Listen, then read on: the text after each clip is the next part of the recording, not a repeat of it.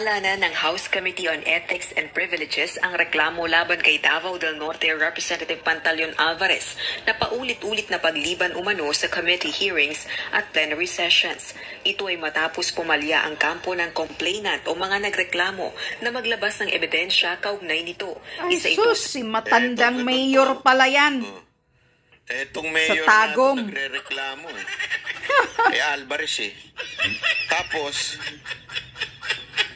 pumalya daw. Wala kasing walang ebidensya. Walang ebidensya. Ang reklamo niya, habitual absence kay Representative Alvarez dismissed ng House. Bakit? Tinanong siya, anong prueba mo? Yung vlogger. Mga vlogger na chismosa. Yun ang prueba ko. Bakit ba? Uso pa ba ngayon yung ebidensya? Pag sa vlogging, hindi na uso yung ebidensya ng iba. Chismisa na lang, pwede na. O, di ba?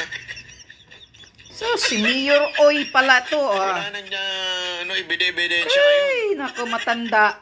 Ganun ba? O, sige, wala. Tumigil ka nga dyan. Binasura ngayon. Ang mga naging desisyon ng House panel sa ginawang pagdinig sa ethics complaint. Dumalo si binasura. Congressman Alvarez sa pagdinig, subalit hindi na ito humarap sa media. For the continuous absences, the members resolved today that we able to dismiss that just because lack of evidence. Kasi yung ebidensya lang naman nila doon is the statement of one of the colleagues here na nananawagan na mag-duty. Yun, hearsay lang pala ang kanyang ebidensya. Kasi sabi nung congressman na isa, pala yung absent. Patumbihirang buhay ko. Statement lang pala ng ibang tao, tapos ikaw pa talaga yung malakas ng loob na magsampa ng kaso. Talagang panggigipit. Itong mayor na ito, base sa statement ng ibang tao. My God. Sounds family yun,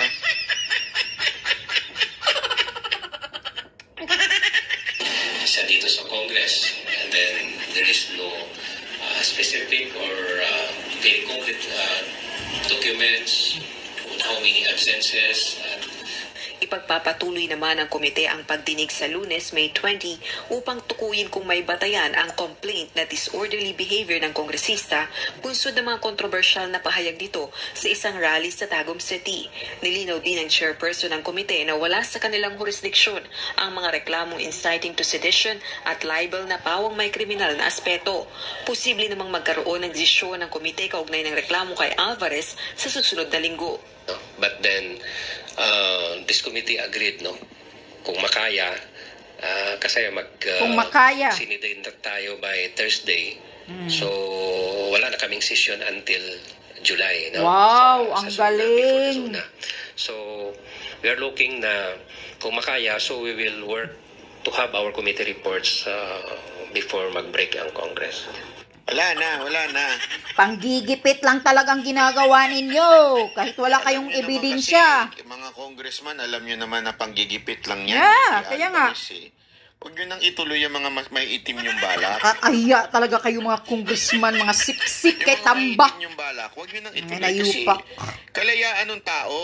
Hindi naman po yung sedition dahil ang paliwanag nga daw doon, sabi ni Alvarez, ang sabi naman niya, mapayapang paraan. Kaya nga. Hindi naman pagre-rebelde. Plastado yung pagkasabi ni Alvarez doon So, yun ang linaw ng pagkasabi ng ating dating speaker na Congressman Alvarez. Mapayapang paraan ng pagbibitaw ng suporta sa Pangulo. Yun ay kalayaan ng bawat isang Pilipino, di ba ho? Correct. So, wag naman po natin. Ang ganda-ganda ng pagkasabi. Alam nyo, abogado ho yan si Alvarez, kaya tama. Hindi nyo mapapaikot yan Marunong gumamit ng mga words yan na alam niyang hindi pwede siyang mahatulan ng sedition So, wag ho tayong tanga. Correct. Panggigipit lang talaga. Gusto lang talaga nila gipitin. Sa mga taong nagsasabi, hindi ko ito reaction tungkol sa mga congressman. Kasi tandaan ninyo, tama lang naman din yung ginagawa ng congressman na pag merong kinukomplain sa kanila, dinidinig nila. Tama naman yon. Okay? Hindi sa inaano ko ito kasi tandaan ninyo, sa mga komite, may mga komite yan eh. Diba? May mga komite. Pag nireklamo, hindi naman pwede nila i-ignore yun. Kasi sila naman ang... Anyway, okay. Hanggang dyan lang. Mga congressman, tigil-tigilan nyo na nga si Alvarez. Ginigipit nyo lang talaga dahil nga madikit siya kay PRRD.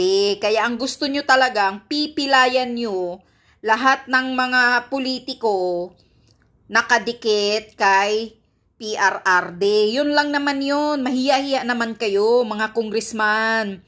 O ayan, pumalya na. Yung mayor na matanda, ang nagsampa pa talaga ng reklamo, wala namang ebidensya, di pumalya.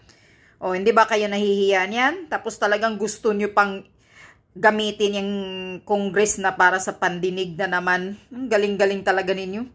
Talagang mga ano kayo, ano? Ha? Tinatanggalan talaga ninyo lahat ang taong bayan na karapatan naming magsalita.